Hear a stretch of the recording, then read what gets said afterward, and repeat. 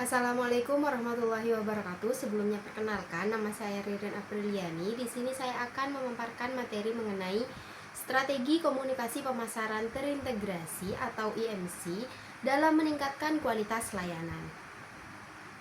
Bagian pendahuluan, kualitas layanan itu sekarang menjadi kunci utama bersaing, tapi layanan bagus harus dikomunikasikan dengan baik agar dipahami oleh pelanggan. IMC atau Integrated Marketing Communication bisa membantu dalam menyampaikan pesan yang sama dan konsisten di semua media, serta membuat pelanggan lebih percaya dan yakin. Nah, dalam bisnis jasa, yang tidak bisa kita lihat langsung, komunikasi penting untuk mengurangi keraguan pelanggan dan membentuk harapan sebelum membeli. Kemudian ada konsep dasar IMC dalam sektor jasa. IMC dalam jasa itu memiliki karakteristik tidak terwujud, tidak terpisahkan, bervariasi, dan tidak tahan lama. Komunikasi berfungsi membentuk ekspektasi pelanggan, bukan hanya menyampaikan informasi. IMC adalah proses strategis yang mengintegrasikan berbagai elemen promosi untuk menghasilkan pesan yang jelas, konsisten, dan efektif, serta terkoordinasi dengan konsumen. Nah, elemen dari IMC dalam jasa ada 4. Yang pertama ada periklanan, yakni membangun citra dan ekspektasi, visual atau testimoni. Kemudian yang kedua ada promosi penjualan, yakni menarik pelanggan baru seperti diskon atau trial. Kemudian public relation atau PR yang membangun reputasi dan kepercayaan pelanggan. Kemudian yang keempat ada digital marketing, yakni personalisasi dan meningkatkan loyalitas pelanggan. Dimensi kualitas layanan atau serqual dan komunikasi. Kualitas layanan dilihat dari perbedaan antara harapan dan kenyataan pelanggan. IMC berperan untuk mengatur ekspektasi agar sesuai dengan realita. Ada 5 dimensi dari kualitas layanan. Yang pertama ada tangibles atau bukti fisik, yakni tampilan fasilitas, alat, dan tampilan staf agar terlihat profesional. Yang kedua ada reliability atau keandalan, yakni berikan layanan sesuai janji, hindari janji yang berlebihan. Yang ketiga ada responsiveness atau daya tanggap, yakni tunjukkan layanan cepat seperti CS, live chat, dan respon cepat. Kemudian yang keempat ada assurance atau jaminan, yakni tampilkan keahlian, sertifikasi, dan keamanan agar pelanggan percaya. Dan yang kelima ada empati, yakni memberikan perhatian personal agar pelanggan merasa dihargai.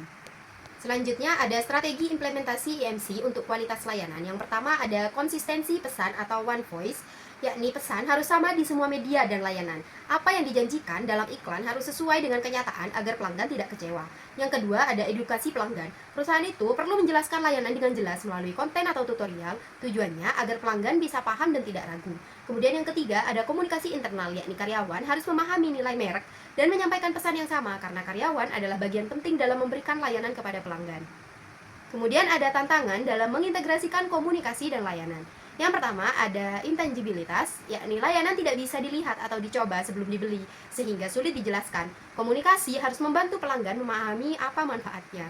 Kemudian yang kedua ada variabilitas, yakni kualitas layanan bisa berbeda-beda, tergantung siapa yang melayani. Perlu pelatihan dan standar agar tetap konsisten. Kemudian yang ketiga ada manajemen ekspektasi.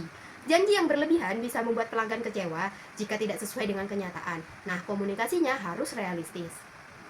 Akhir adalah kesimpulan, yakni integrasi antara strategi, komunikasi, dan kualitas layanan merupakan kunci dalam membangun ekuitas merek yang kuat. Dengan menggunakan pendekatan IMC, perusahaan tidak hanya sekedar menjual layanan, tetapi membangun hubungan jangka panjang berdasarkan kepercayaan dan pemenuhan janji yang konsisten di seluruh titik sentuh atau touch point pelanggan.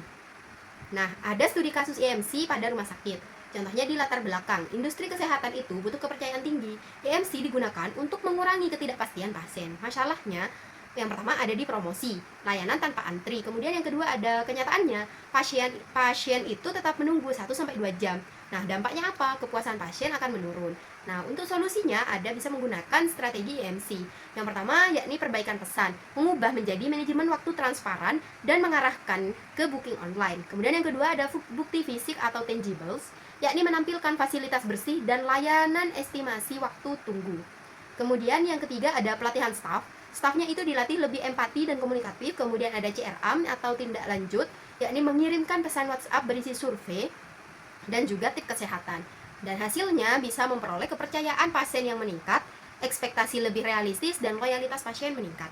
Mungkin hanya itu yang bisa saya sampaikan, kurang dan lebihnya saya mohon maaf. Wassalamualaikum warahmatullahi wabarakatuh.